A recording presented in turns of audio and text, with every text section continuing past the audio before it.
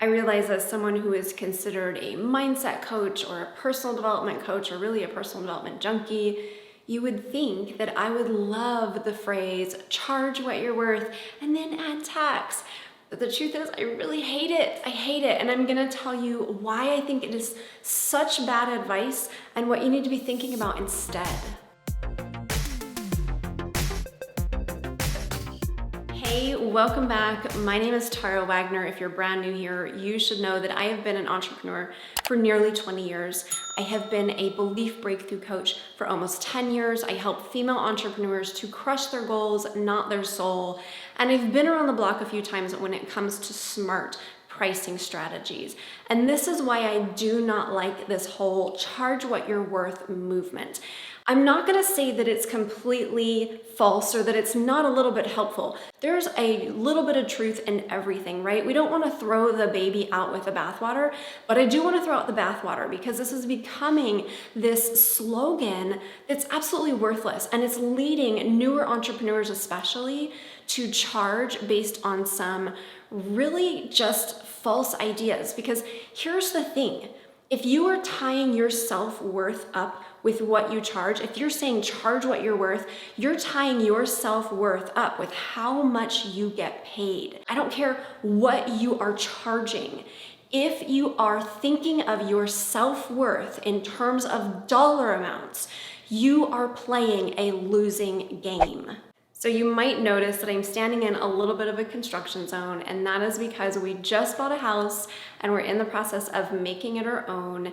And I'm recording this video kind of late August. You'll see at the beginning of September. Maybe by the end of September, I will actually, beginning of October, I will have some finished images to show you of what our house is gonna look like. But I thought that this was a really good example to talk about charging what you're worth, okay? So I want you to think of this. We were home shopping for a couple months before we found the house.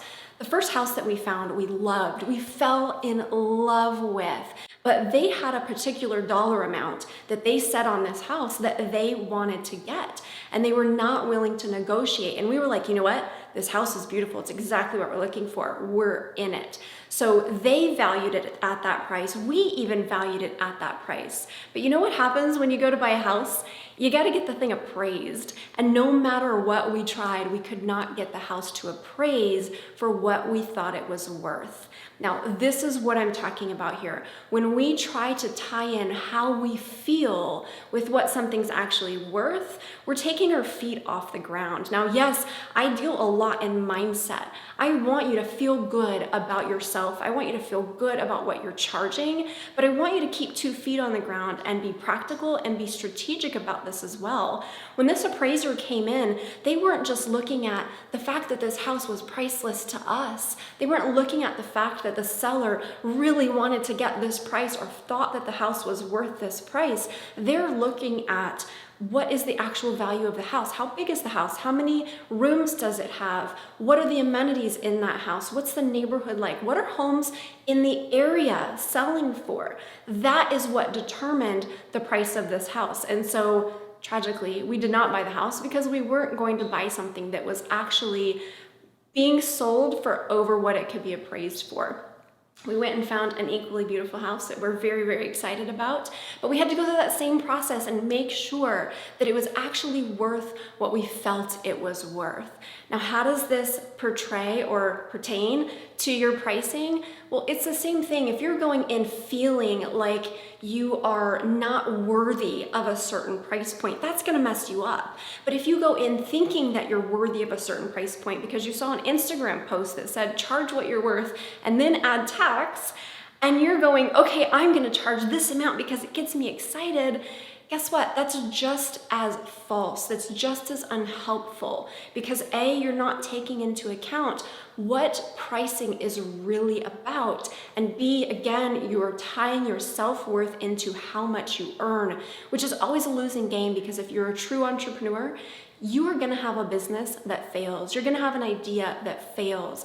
And if you have priced it at a certain place, but it can't appraise at that price, you can't get it sold at that price, what's that gonna do to your self-worth? Anytime we're tying our value into how much we earn, we're going to lose that game. Actually pricing your products or your services is more than just picking a number out of a hat that makes you feel good or that even scares you. There's strategy that goes into it to make sure that you're doing it well. We don't get paid based on what we think we're worth, because here's the thing. Listen, Linda. Here's the thing you gotta know. You are priceless, but have you earned that high ticket price yet? If you are just starting out with something, let's say you're a photographer and you're just starting out, are your skills, is your experience level at the price point that you're seeing all these very experienced photographers charge? They worked up to that. Have you done that same thing? As a coach, I'm not a cheap coach. I've been doing this for 10 years. The value that I can add to someone's life, what I can do, my skills and my experience allow me to charge more than what I charged when I first started out. I was charging like $1 a minute when I first started out. I'm a little bit more than that. But am I like Tony Robbins value yet? The man charges $1 million a year to work with him, and you don't even get a full hour on the phone. Am I at that price point yet? Absolutely not. Am I worthy of that? Yes. If I want to work myself to that level, if I want to earn that. We don't get paid based on what we think we're worth. Because you are priceless, we get paid on the value that we can offer to someone else. The size of the problem that we're solving, how many of us are out there, right? Like, how hard is it to replace you? And what's the other thing? And for what your market will tolerate. Just like in buying this house, part of the appraisal process takes into account the current market rates. We need to be doing the same thing as smart business owners, because we're not fly by night business owners. We're real business owners. We're entrepreneurs. We get our mindset in the right place, but then we make strategic, smart, calculated moves. You may be brand new. You may be just starting out. You are worthy of charging premium prices or of getting to the point of charging premium prices. But is your service or product there yet? If not, take that good hard look. Do a little bit of self-assessment and figure that out. What do you need to do to get to that point? You are worthy of getting there, but that doesn't mean you're there yet. So I want to hear from you whether or not you agree with me. I'm kind of on a soapbox on this one because I am so passionate about this false mindset push that's going on right now and how dangerous it is to our real mindset growth. I want to hear from you though in terms of what you agree with. Of what I've said here, what do you agree with? What do you disagree? What's been your experience? Share that in the comments below and let me know. Share this with other women who are also struggling with this topic of charging what you're worth or knowing what to charge. If you want to know some strategies that I've used to figure out how to price my products or my services, also drop me a comment below and I'll see if I can put a video together on that as well. Give this video a thumbs up. That really helps me out a lot in the algorithm. Subscribe, comment, subscribe, like, share, all the different things that you can do. Thank you so much for being here. Fist bump if you made it to the end. I will see you in the next one.